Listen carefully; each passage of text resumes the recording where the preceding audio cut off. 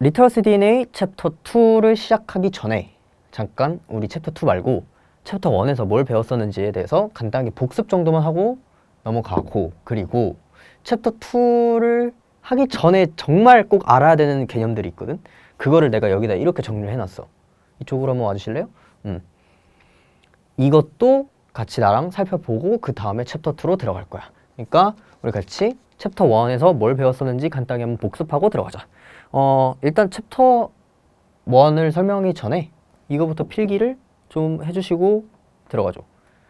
대부분 내가 많이 필기를 해놔가지고 여기서 더 추가로 적을 것들은 아주 간단할 거야. 다 적었지? 난 적었다 생각하고 설명할게. 일단 챕터 1의 제목이 뭐였니? 글을 제대로 읽는다는 것이었어. 맞아. 그러면 근데도 불구하고 우리가 굉장히 많은 질문을 받지만 아직도 여기에 대한 의문이 해소되지 않은 학생들이 있을 거야. 그럼 거기에 대해서 조금만 더 부연 설명을 해줄게. 물론 똑같은 얘기를 하는 거지만 우리가 그동안 봤던 기출 지문들을 내가 여기다가 자연스럽게 녹여가지고 설명해 줄게. 그러면 조금 더 잘 와닿을 거야. 봐봐. 제대로 읽는다는 건 결국에는 반복 변주되는 무언가를 계속해서 끌고 가세요 라고 내가 한마디로 정답을 내려줄 수 있어. 근데 그럼 이 무언가는 뭔데요? 라고 얘기를 한다면 여기 무언가를 내가 이렇게 또 밑에 쫙 적어놨지? 같이 보자. 계속 반복 변주되는 무언가를 찾아야 되는데 이건 내가 여기에서 하고 싶은 말을 그냥 다시 한번 적은 것 뿐이야. 특정 키워드의 반복. 근데 우리 이 반복이란 얘기가 지금 들려왔지. 그럼 딱 거슬려야 되는데 아 이거 연결의 양상 중에 하나였는데? 라고. 연결의 양상에는 내가 뭐가 있었는지 그렇게 떠들어대는데 한번 말해볼래? 연결 양상이 뭐야? 뭐가 있었어? 4개만 얘기해. 4개만. 여러 가지 있지만 4개만. 반복, 대비, 열거, 구체화야. 기억해?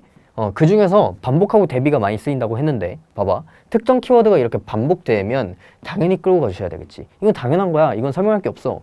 물론 이거 정도는 조금 짚고 넘어가자. A를 A'이라고 나중에 은근슬쩍 바꿔가지고 설명할 수 있지만 사실 얘네 둘은 거의 뭐 같다고 봐주시면 된다. 알겠지?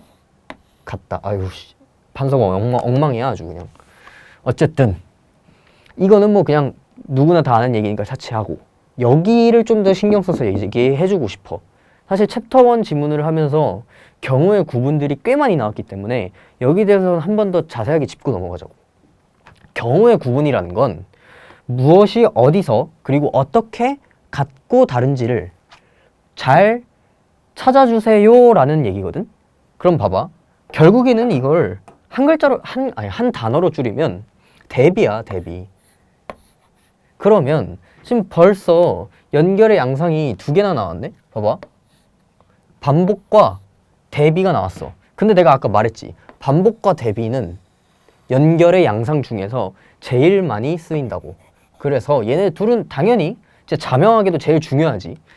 근데 그러면 이 대비는 어떻게 파악합니까? 라고 내가 했을 때 교재 여백에다가 잘 적어주세요 라고 얘기했지. 근데 그게 보통 비교대조의 흐름을 통해서 나타난단 말이야.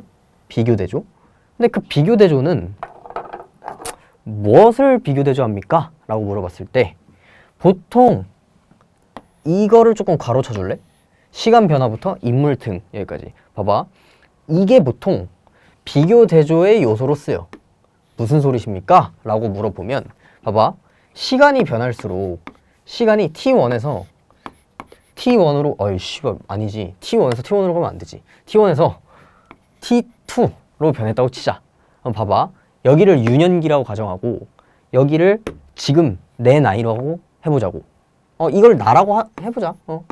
나라는 자아가 있어. 갑자기 문학 시간이네. 나라는 자아가 있는데 유년기 시점에서의 나와 지금의 내가 물론 똑같은 나지만 좀 달라진 게 분명히 있겠지. 근데 여기에서 뭐가 어떻게 달라졌는데 그래서? 라는 질문을 했을 때 그 답변을 내리기 위해서 이것저것 글을 쓸 거 아니야, 평가원이 어쨌든. 거기에 대한 게 자연스럽게 비교대조가 녹아져 있다고. 그 얘기를 하는 거고. 그리고 인물이 나와. 예를 들어 타 강사님을 조금 언급하고 싶은데 이제 제 동료 강사분 중에서 이제 황동현 선생님이라고 계십니다.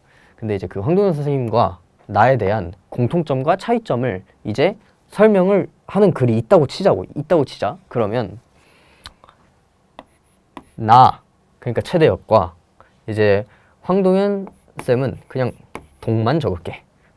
나랑 동현 쌤은 어디서 어떻게 비슷한 요소가 있고 어디서 어떻게 다른 요소가 있는지를 잘 찾아주셔야겠지. 왜냐하면 비교 대조는 사람의 본능이기 때문에 봐봐. 인물이 여러 명 나오잖아. 여기서 한 명이 더 추가되잖아. 혹은 한 명이 더 추가돼. 만약에 이만큼 한 4명이 추가되잖아. 그럼 4명이 어디서 어떻게 갖고 다른지를 끊임없이 비교 대조를 해주셔야 되는 거지. 이건 당연한 거야. 그래서 이 어디서 어떻게 갖고 다른지를 판단해야 되는 건 물론 이거니와 그게 그 대상이 뭔데요? 이게 뭔데요? 그러니까 즉 필기가 엉망인데 이렇게 되면 이 비교 대조의 대상이 어떻게 됩니까? 라고 했을 때 이 대상은 시간의 변화나 혹은 인물들의 등장 혹은 인물들의 연쇄적 등장이라고 봐주시면 되겠다. 알겠지? 그러면 이 경우의 구분이 나올 때요. 어떻게 독해야 돼요? 라고 물어보면 난 이렇게 얘기를 할 수 있어. 두 번째 대상이 나오기 시작하면 그때부터 생략했지만 당연한 거야. 연결해서 짝을 좀 맞춰주셔야겠지. 연결해서 짝 맞춰야 되는 작업이 중요해. 우리 이러한 형태의 지문을 분명 봤는데 공부를 나랑 같이 했을 때 강의를 잠깐 짤막하게 틀고 끄지 않았던 학생들이라면 나 유튜브에서 이거 다 보여. 이거 통계로 보인다고. 막 짤막하게 초반만 보다가 아이 씨발 그냥 재미없네 하고 그냥 꺼버린 애들도 많은 거 나도 알아. 근데 정말 내 교재를 다운받고 길지도 않잖아. 나 진짜 짧게 찍으려고 노력 많이 하거든. 근데 다들 열심히 안 보더라고. 좀 봐줘요. 나 진짜 도움 되게 열심히 찍고 있다니까. 근데 뭐 어쨌든 근데 이 짝 맞추는 지문을 우린 분명 수업하면서 봤었어. 그게 뭐였냐면 볼래? 2번 문제. 그러니까 두 번째 지문에서 우리는 P와 E가 막 치고받고 싸우는 걸 본 적이 있을 거야. 기억나지? 이렇게 얘기하니까 기억나지? 봐봐. P랑 E가 있어. P가 있고 E가 있는데 P랑 E가 각자 서로 내가 승소하면 내가 패소하면 네가 패소할 때 내가 패소할 때 어쩌고 저쩌고 막 이러면서 막 지들끼리 막 싸워. 근데 봐봐. 벌써부터 2명이 나왔지. 2명이 나오면 자연스럽게 대비가 이렇게 필연적으로 생길 수밖에 없잖아. 우리는 이 대상이 나왔을 때 이 짝 맞추는 훈련 있잖아. 이 짝 맞추는 훈련 이거를 어디서 봤냐? 두 번째 지문에 1문단에서 봤다. 근데 이거를 좀 더 고급지게 표현하자면 어떻게 표현하냐? 야 근데 2가 좀 너무 안 예쁜데? 2가 이게 뭐야? 2라고 알아볼 수 있나? 다시 써줄게. 2 이러면 좀 알아볼 수 있겠지. 그치? 봐봐. 1문단에서 이걸 좀 고급지게 표현하면 문단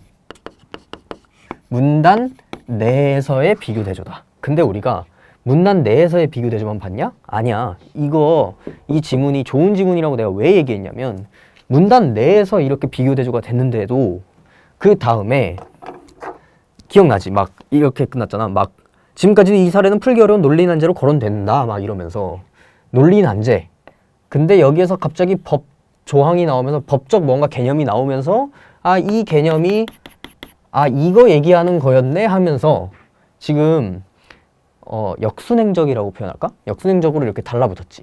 그런 식으로 두 번째 대상이 그러니까 이러한 것들이 또 다른 것들과 해서 이렇게 대비가 됐었고 이것들이 또 이렇게 연결이 되고 막 이런 흐름을 대충 봤을 거야. 기억하고 있을 거야. 근데 여기서 지금 그렇게 된다면 우리는 자연스럽게 이 2번 문제, 2번 지문, 두 번째 지문에서 1, 2문단 간의 비교 대조를 우리는 다 봤어. 그러니까 즉 이거는 좀 더 구체적으로 표현하자면 문단 간 비교 대조가 이루어졌다고 볼 수 있는 거지. 그치? 그러면 우리는 짝 맞추는 거 알겠고요. 짝 맞추는 것도 알겠고 비교 대조 잘 해야 되는 것도 아는데 그러면 뭐가 더 중요하고 뭐가 더 빈출되고 뭐가 더 문제 내기 좋습니까? 라고 물어보면 당연히 뭐겠어? 문단 간 비교 대조가 훨씬 중요하지. 야 봐봐. 시야가 좁아. 만약에 비교 대조하는 시야가 이렇게 좁아봐. 그러면 이건 그냥 두 눈 뜨고도 할 수 있잖아. 근데 만약에 멀리 떨어졌어. A가 여기 있고 막 B가 여기 있어. 그러면 졸라 왔다 갔다 해야 되잖아. 이러면 그러면 헷갈리지. 그러면 또 이제 또 따로 여백에다가 내가 이제 정리해달라고 그렇게 당부를 했는데 기억하고 있을란지는 모르겠다. 어쨌든 이 문단 간 비교 대조가 훨씬 중요하다는 거지. 그러면 다 정리를 한 거지? 전체적으로 총정리 어떻게 해야만 제대로 읽는가? 라고 누가 질문을 했을 때 난 이렇게 대답할 거야. 반복 변주되는 무언가를 계속해서 끌고 가주셔야 되는데 이 무언가는 반복되거나 대비되는 흐름 속에서 나타난다. 근데 특히 대비가 될 때는 경우의 구분을 해주셔야 되는데 그 경우의 구분이 되는 대상은 보통 시간이 변하면서 자연스럽게 나타나는 변화 양상이라든지 인물이 등장했을 때 그 인물들이 어떠한 주장을 하고 어떠한 성격을 띠는지를 잘 정리해 주시는 것. 그래서 자연스럽게 독해 포인트는 두 번째 대상이 나오는 순간부터 연결해서 짝 맞춰 주셔야 되는데 우리는 이러한 지문을 두 번째 지문에서 본 적이 있다. 알겠지? 근데 내가 고작 챕터 1에서 배웠던 거 복습만 딸랑하고 끝내려고 한 거 아니겠지? 봐봐. 어떻게 해야만 제대로 읽는가? 라는 물음에 내가 A1이라고 얘기했잖아. answer 1. 첫 번째 answer. 그럼 두 번째도 있을 거 아니야? 어? 여기 있네. answer 2. 관계 설정하기. 자, 관계 설정하기를 보자. 이거는 필기하기 그렇게 많진 않아. 이 정도만 필기해줘. 자, 적었지? 봐봐. 관계 설정하기는 분명 내가 수업에서 다루긴 했지만 좀 짧게 다뤘고 딥하게 얘기해주진 않았어. 왜냐하면 이거는 개념으로 한번 정리를 한번 딱 깔끔하게 하고 들어가는 게 훨씬 좋기 때문에. 그래서 내가 이 관계 설정하기도 제대로 읽는 요소 중 하나라고 내가 이렇게 지금 중 하나 그러니까 봐봐. 제대로 읽는 요소는 두 가지가 있는데 그 중 하나가 이미 지금 내가 주구장창 설명했고 반복 대비 잘 찾아주시고 그 중 하나가 포함관계, 개체관계를 설정하는 건데 미리 다 스포했는데 내가 이 그림을 한 번 더 그릴 거거든? 이 그림이 왜 내가 지금 중 하나 이러면서 이 그림을 그렸는지 한번 잘 생각해봐. 봐봐. 화면 조금만 이쪽으로 와주세요. 그 관계를 설정해야 돼. 일단 첫 번째는 그 관계 중에서 포함관계가 있어. 포함관계와 자연스럽게 뒤에 개체관계도 보이지. 포함관계와 개체관계의 관계를 약간 말장난 같지만 한번 보자. 포함관계의 뜻은 뭡니까? 라고 했을 때 난 이렇게 조금 쉽게 정의 내리고 싶어. 상위 개념을 하위 개념과 구분의 밑줄 쳐줬지 내가. 구분하여 재분류했다라고 나는 정의를 내리는데 봐봐. 어떠한 상위 개념이 이렇게 있어. 뭐야 이거? 이거 이렇게 된다? 봐봐. 상위 개념이 이렇게 있어. 그러면 상위 개념이 있으면 당연히 반대 사이드는 하위 개념이 있을 거 아니야. 그치? 근데 그거를 그냥 상위 개념, 하위 개념 이러고 치워버리면 그거는 정보 정리를 했다고 볼 수도 없고 내가 막 아까 말했던 경우의 구분 요거 이것도 안 돼. 그냥 글을 글자만 읽고 딱 끝내는 거야. 그렇게 돼버리면. 그치? 근데 그러면 안 되잖아 우리는. 여기에서 상위 개념을 하위 개념과 구분해서 재분류를 하려면 이렇게 돼야 되거든? 이렇게? 어떻게 되는 거냐면 포함관계의 트리 구조식으로 좀 표현을 해주셔야 돼. 트리 구조는 뭡니까? 라고 하면 내가 방금 그렸지 막 이거 어떠한 개념, 즉 이게 뭘까? 이게 상위 개념인 거야. 이게 상위 개념이야. 이게 상위 개념인데 이거를 하위 개념을 둘로 쪼개야 돼. 여러 개로 쪼개면 안 돼. 내가 예시를 하나 들어줄게 지금부터. 봐봐. 상위 개념에 책이라는 게 있다 치자. 책. 왜 하필 책입니까? 라고 물어보면 그냥 여기가 스튜디오라서 생각날 수 있는 게 책밖에 없었어. 책이 있어 상위 개념에. 그러면 책 중에는 교재가 있지. 너희들 지금 수험생이니까 공부할 거 아니야. 그러니까 책 중에는 교재가 있어. 그러면 반대 사이드에는 뭐라고 적어야 되는 줄 알아? 교재가 아닌 것들. 이거 not이야. 논리학 기호 not. 교재가 아닌 것들. not 교재. 근데 왜 이렇게 써야 되냐면 봐봐. 책 중에는 정말 다양한 것들이 있어. 교재도 있고 문학 그러니까 시집도 있고 에세이도 있고 소설도 있고 인문학도 있고 뭐 경제지식 관련된 책도 있고 역사학도 있고 이것저것 많아. 근데 봐봐. 책이라는 상위 범주를 설정한 다음에 막 가지치기 씨발 잃어버리면 뭐 이게 문어요 오징어야 뭐야. 아니잖아. 그러니까 우리는 어떠한 상위 개념을 하나 설정했으면 트리 구조식으로 표현할 때 대개 이항 대립적 구조로 짠다. 그거를 A or not A 구조로 이렇게 딱 짜주시면 된다는 거지. 그래서 즉 이게 상위 개념이라고 하면은 교재가 A라고 쳤을 때 이거는 당연히 not A가 된다는 거다. 알겠지? 이런 식으로 표현하는 게 트리 구조식 표현이야. 근데 트리 구조식 표현을 하나 더 추가해서 얘기해 줄게. 오일러 벤 다이어그램 식으로 표현할 수도 있거든. 오일러 벤 다이어그램은 뭡니까 했을 때 원을 좀 예쁘게 그렸으면 좋겠는데 좆됐네? 그냥 가자. 봐봐. 이거 있지? 이 그림 한번 본 적 있니? 참 국어에서 많이 쓰이는 그림인데 봐봐. 이것도 트리 구조식 표현으로 나타낼 수 있다는 거야. 한번 보자. 우리는 상위 범주를 여기 이렇게 적어놓고 밑에다가 하위 범주를 구분을 했었어. 근데 오일러 벤 다이어그램은 좀 다른 방식으로 나타낸단 말이야. 봐봐. 여기다가 책을 적어. 바깥에다가 상위 개념을 제시해. 그러니까 즉 여기 있는 이 보라색, 아우 소리 봐라. 이거 있잖아. 이게 책인 거야. 전체 집합이 집합적 성격으로 나타내는 거거든. 이 전체 집합이 책인데 그 중에서 너 하나를 콕 집어서 얘기하고 싶을 때 여기다가 책 중에 교재가 있어요 라고 얘기를 하는 거고, 그러면 책 중에 교재가 있기 때문에 당연히 반대 사이드에는 책 중에서 교재가 아닌 것들을 다 적는 게 아니고 아까 뭐라고 했어? 되게 이항 대립 A or not A라고 했지? 그러면 교재가 아닌 것들 이렇게 적어줄 수 있는 거지. 그치? 그러면 야, 넌 이게 편하니? 이게 편하니? 물론 사람마다 편한 건 다 달라. 그렇기 때문에 이렇게 써도 되고 이렇게 써도 돼. 근데 어쩔 땐 이게 편할 때가 있고 어쩔 땐 이게 편할 때가 있어. 그러면 우리가 이것도 분명 내가 챕터 1에서 다뤘었는데 딥하게 얘기하거나 내가 포함관계가 이런 거다, 이런 거 적어두고 가자, 이런 얘기를 한 번도 안 했기 때문에 너희들이 이걸 좀 낯설어 할 수도 있는데 한번 예시를 들어줄까? 봐봐.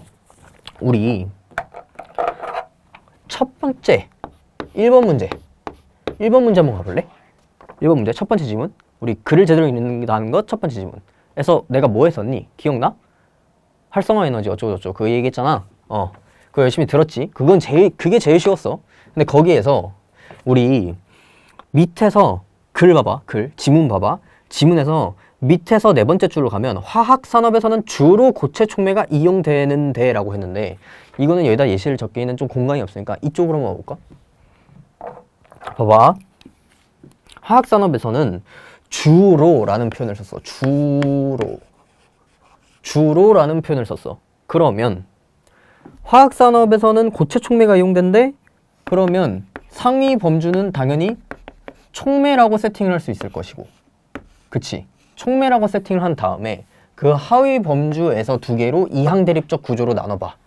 그러면 주로 고체 촉매가 이용된다고 했으니 여기다가 고체 촉매를 적어주시고, 그런 다음에 not A로 표현하라 그랬지?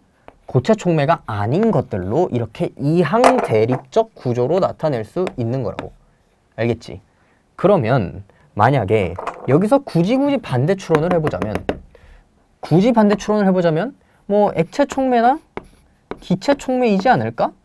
하는 생각 정도는 할 수 있겠지. 물론 이거를 문제에서 물어본다면 꽤나 수준 높은 추론의 문제가 탄생할 수도 있겠지만 액체 촉매나 기체 촉매를 물어보진 않았기 때문에 굳이 여기까지는 안 해도 되지만 우리는 트리식 구조로 이렇게 주로라는 표현만 보고도 이런 식으로 나타낼 수 있으시다고. 알겠지? 근데 이거를 오일러 벤 다이어그램으로도 나타낼 수 있거든? 한번 볼까? 봐봐. 이렇게 있어. 그리고 또 여기 하위 개념이 있어. 그러면 봐봐. 전체 집합이 봐봐. 여기서는 상위 개념이라고 하는데 혹은 상위 범주라고 이야기를 하거든. 여기서는 촉매가. 근데 오일러 벤 다이어그램에서는 약간 표현이 달라. 물론 상위 개념이라고 해도 돼. 근데 전체 집합이라고 표현을 하는 경우가 더 많아. 그래서 전체 집합을 촉매라고 잡아보자. 그러니까 적어줄게. 내가 적어줄게. 이거를 상위 개념이야. 상위 개념. 근데 상위 개념이 오일러 벤 다이어그램에서는 뭐라고 표현될 수 있다고? 뭐지? 전체 집합 혹은 전체라고 이야기를 해. 즉, 이 큰 동그라미, 이 전체가 촉매인 거야. 근데 그 중에서 주로라는 표현을 통해서 고체 촉매가 있다라는 걸 얘기했으니, 그러면 이 주로 고체 촉매, 즉 고체 촉매가 아닌 나머지인 것들은 다 여기다 쓸 필요 없이 뭐라고? 그냥 이항대립적 구조로 고체 촉매가 아닌 것들, 이렇게 써주시면 된다는 거지. 그러니까 이 주로라는 표현을 가지고 우리는 이 두 가지를 이끌어낼 수 있다는 거야. 근데 내가 이렇게 처음에 설명 안 했었지. 왜 그런 줄 알아? 야, 이것까지 하면 내가 지금 어느 세월에 그 챕터 1을 다 끝내고 앉아있냐고. 간단하게 글은 이렇게 읽는 거다 부터 시작을 해야지. 이런저런 스킬셋을 다 알려주면 그때부터는 죽도 밥도 아니게 되기 때문에 그냥 일단 읽는 거에 집중하자. 일단 이런 식으로 연결되면 아, 야, 이거 봐봐. 이런 식으로 앞에서 봤던 게 여기서도 연결이 되지, 아니면 혹은 뒤에서 봤던 게 알고 보니까 이런 뜻이었네, 이런 거에 좀 더 포커스를 맞췄지. 즉 여기에 포커스를 좀 더 맞췄다면 이번에 챕터 2에 넘어가면서 우리는 관계 설정에 대해서 좀 더 포커스를 맞추고 싶기 때문에 내가 이걸 이렇게 얘기하는 거야. 그치? 지금 첫 번째 지문에서도 이런 게 나오는데 과연 이거 말고 더 있을까? 무조건 있지. 한번 볼까? 세 번째 문제, 즉 세 번째 지문으로 가봐. 우리 여기서 뭐 했니? 반추동물. 반추동물 지문을 다뤘었어. 반추동물은 봐봐. 우리가 만약에 볼 때 반추동물에서는 탄수화물이 있고, 탄수화물은 섬유소와 비섬유소로 구분된다 했을 때 내가 막 여기다가 탄수 적은 다음에 섬, 비섬 이렇게 한 거 기억나니? 이게 결국엔 트리 구조야. 이게 이항 대립이라고. 근데 여기서 야, 이렇게 얘기하면 무식한 거다. 섬유소랑 비섬유소라고 얘기했으니까 이항 대립이 아니죠, 병신아. 이러면 네가 병신이지. 봐봐. 비섬유소는 뭐라고 표현할 수 있어? 섬유소가 아닌 새끼라고 표현할 수 있잖아. 말 너무 심하게 했니? 미안. 봐봐. 그러니까 이것도 이항 대립이라고. 난 자연스럽게 이항 대립을 녹여서 그 당시에 설명을 했었던 거야. 근데 이거 말고 내가 막 뭐뭐 중이라고 분명 내가 여기서도 강조를 했었었는데 그게 뭔지 알아? 봐봐. 우리 두 번째 문단에서 막 갑자기 어쩌고저쩌고 하다가 그 중 피브로박터 쑥시노젠, 즉 F가 어쩌고저쩌고 막 이러면서 이 그림을 한번 그려줬었는데 기억나니? 기억 안 나면 강의 띄워줄 테니까 다시 한번 강의를 한번 봐봐. 그러면 그때도 내가 어떻게 표현했었냐면 이거를 한번 여기다가 다시 써줄게. 그 중 F는 피브로박터 쑥시노젠인데 그냥 이렇게 표현을 하자고. 여기 그 중 F 딱 이 세 글자만 가지고도 어떤 생각을 할 수 있냐? F는 뭐였니? 지금 미생물 중 하나였지. 근데 미생물인데 미생물 중에는 F라는 녀석이 있고, 그럼 반대로 이항대립적 구조를 나타내려면 F가 아닌 녀석이 있다는 거야. 그럼 이렇게 표현할 수도 있고, 아니면 전체 집합을, 그러니까 여기선 상위 개념이라고 불렀지? 근데 여기선 뭐라 부른다고? 전체 집합이라고 부른다고. 전체 집합 미생물 중에서 F라는 녀석이 따로, 소리 봐. F라는 녀석이 따로 있었다고. 그러면 자연스럽게 여기 있는 애는 당연히 not F가 되겠지. 그게 얘라고. 오케이? 그러니까 이렇게 왔다리 갔다리가 될 수 있다는 거야. 그러니까 내가 말한 관계 설정 있잖아, 이거. 관계 설정하기라는 이 개념을 잘 익혀두시면 자연스럽게 너희들은 이 트리 구조와 오일러 벤 다이어그램을 왔다 갔다 하시면서 사용하게 될 수 있는 거야. 알겠지? 봐봐. 그럼 다시 돌아볼까? 그러면 이제 개체 관계에 대해서 이야기를 할 텐데, 개체 관계는 별게 없어. 왜냐하면 그냥 포함 관계에서 딸려 나온 말이기 때문에. 봐봐. 개념 속 개별 존재 틀 혹은 개별 속 뭐라는 거야? 개념 속 개별 존재. 야, 나 방금 개별 속 개념 존재라고 할 뻔했어. 미친 거 아니야? 야, 이거 내가 재촬영을 좀 여러 번 해서 그래. 미안해. 전에도 발음 막 분명 내가 이거 피브로박터 어쩌고 할 때 나 분명 이거 발음 꼬여가지고 막 미안해 이랬던 기억이 나는데 그때 약간 오버랩이 된다. 하필 지금 반추 얘기하고 있어가지고. 어쨌든 개념 속 개별 존재인데 뭐 엄밀히 따지면 하위 개념 속 적어줘? 하위 개념 속 이거 아니다. 미안해. 미안해. 이건 좀 아니었다. 하위 개념 속 하위 개념 속 개별 존재를 개체 관계라고 하는데 이게 뭐냐면 그냥 쉽게 말해서 여기다가 다시 한번 써줄게. 우리는 상위 개념을 봤어. 그리고 여기가 하위 개념이었어. 그치? 근데 상위 개념과 하위 개념인데 하위 개념 속에 만약에 내가 교재 얘를 콕 집어서 LNA라는 교재가 있어요 라고 이렇게 얘기를 해봤다고 치자. LNA가 뭡니까? 라고 할 수도 있는데 이거 야 이거 내가 프린트로 줬지만 내가 이거 인쇄하면 교재된다? 봐봐. 근데 이게 왜 LNA냐면 리터러시 DNA 할 때 앞글자 L이랑 DNA에서 이건 잠깐 썰이야. DNA에서 D만 지워봐. 그러면 LNA잖아. 그래서 난 LNA라고 부르는데 아니 뭐 그냥 그렇다고. 그냥 그렇다고. 아우 머스케라. 어쨌든 그러면 이게 뭐야? 이게 어떻게 되는 거야? 이 녀석이 개체가 되는 거야. 그러니까 여기 성립하는지 성립하지 않는지를 잘 봐야 돼. 봐봐. LNA는 교재다. 교재 중에서는 책이 있다. 이건 성립하지. 근데 책은 교재고 교재는 LNA다. 이러면 큰일 난다. 잘 생각해야 돼. 이거 그러니까 거슬러 올라가는 이 흐름은 색깔을 어떤 걸로 하지? 이거 거슬러 올라가는 이 흐름은 오케이. 근데 이건 안 된다고. 이렇게 타고 내려가는 건 있을 수 없는 일이야. 안 돼. 왜 안 되는지 한번 볼까? 당연한 거 아니야? 봐봐. 책은 교재다. 이것부터가 이상해. 근데 교재는 LNA다 라고 해보자. 그러면 너 막 기출문제집 많잖아. 막 내가 특정 기출문제집을 언급하긴 좀 그렇지만 엄마의 혀 이런 거 있잖아. 어머니의 혀 막 이런 거 하면 막 어머니 혀가 LNA니? 아니잖아. 어쨌든 그런 거라고.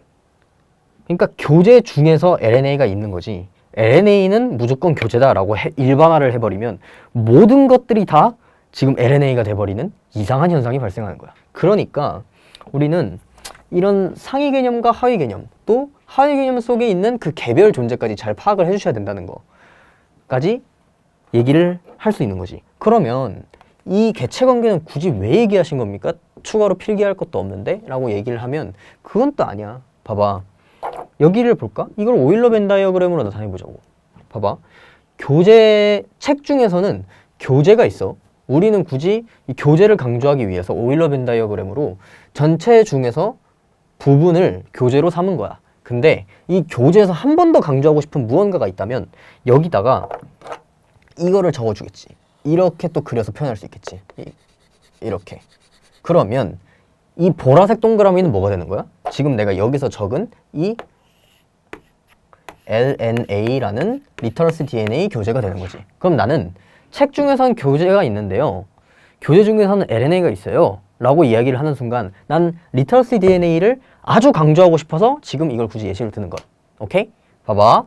대충 이렇게 얘기하면 이해가 되지. 근데 이거를 이런 개체 관계가 우리는 처음 들어보는 얘기일까? 좀 익숙하지 않은 소리일까? 아니, 그건 아니야. 잘 생각해봐. 우리 기출 봤어. 4번 문제. 가볼래? 가봐. 봐봐. 권리 능력 어쩌고, 법인격 어쩌고, 사단법인이 어쩌고, 법인이 아닌 사단이 어쩌고. 기억나지? 봐봐. 여기에서 뭘 다뤘냐면 여기서 사람과 단체 간 구분을 했었어. 사람과 단체. 이러니까 또 사단이라고 그러네. 사람과 단체야. 이건 구분돼. 근데 여기서 그 중에서 단체를 콕 집어서 오일러 벤 다이어그램으로 이렇게 나타냈어. 그랬더니 단체 중에서는 사단이 있고 그러면 이항 대립으로 사단이 아닌 단체가 있겠지. 뭐 사단법인의 특성이 뭐였어? 법인으로 등기되어야만 사단법인이 될 수 있는 거지. 그치? 그렇기 때문에 얘를 강조하기 위해서 우리는 지금 이렇게 오일러 벤 다이어그램으로 나타낼 수도 있는데 그 중에서 사단의 사단성 기억나니? 사단성? 모르겠으면 봐봐. 지문 봐봐. 사단성이 1번부터 4번까지 있다 그랬지 내가. 1번부터 4번까지 있어. 근데 이걸 갖추고도 지금 법인으로 등기되지 않아서 봐봐. 여 안에 법인이 아닌 사단이라는 개별 존재가 또 있다는 거야. 그러니까 단체 중에는 사단과 사단이 아닌 뭐 다른 단체가 있는데 사단이라는 이 개체 중에서 또 다른 개별적인 특수한 개체인 법인이 아닌 사단이 있어요 라는 걸 얘기하고 싶어서 지금 내가 이 개체 관계도 중요해 라고 얘기를 한 거야. 와, 이렇게 표현할 수 있다니까? 지금 내가 이 관계 설정하기에서 1번 지문, 3번 지문, 4번 지문만 가지고 이렇게 얘기를 했지만 수많은 기출에 이런 것들이 녹아 들어가 있거든? 오일러 벤 다이어그램으로도 나타낼 수 있고 트리 구조식으로도 나타낼 수 있고 그러면 내가 아까 얘기했을 텐데 다시 한 번만 강조하지만 그러면 어떤 게 더 이제 중요하고 어떤 게 더 자주 쓰여요? 어떤 걸 쓰는 게 가장 문제풀이에 효과가 있을까요? 라고 물어봤을 때 내가 내릴 수 있는 답은 없어. 그냥 개체관계 그리고 포함관계 트리 구조 뭐 이런 거를 외운다고 해서 될 게 아니고 그냥 자연스럽게 써봐. 내가 뭐뭐 중 뭐뭐 중에 일부 뭐 이런 표현들이 나오면 강조를 해줄게. 그러면 너희들이 내 판서랑 비교를 해보면서 이럴 때는 트리 구조가 더 좋네? 이럴 때는 오일러 벤 다이어그램이 더 편하네? 이런 것들을 너희들이 직접 한번 경험해보면서 이것저것 적용해보라고, 기출에다가. 그러면 이것들이 점점 내가 아까 말했잖아. 여기 지금 이 세 글자 가지고 이 두 개를 완성시켰다니까? 이 두 개는 아까 말했지. 왔다리 갔다리 할 수 있어야 된다고. 그러니까 자연스럽게 뭐가 더 좋냐가 아니라 자연스럽게 이 두 개가 왔다리 갔다리가 되셔야 된다는 거야. 그러니까 그렇게 될 수 있을 정도 훈련을 하시라고. 그거를 언제 보여준다? 여기서 보여준다. 챕터 2에서 보여줄 거야. 그러니까 우리 집중해서 다음 강의에서 내가 조금 더 디테일하게 설명해 줄 테니까 이건 좀 특수해. 이번 강의는 내가 웬만해서 이거 하고 하루 쉰 다음에 다음 강의를 들으세요 라고 OT에서 얘기했지만 이건 아니야. 바로 다음 강의로 넘어오셔야 돼. 알겠지? 이 영상 끝나면 바로 다음 강의로 넘어와.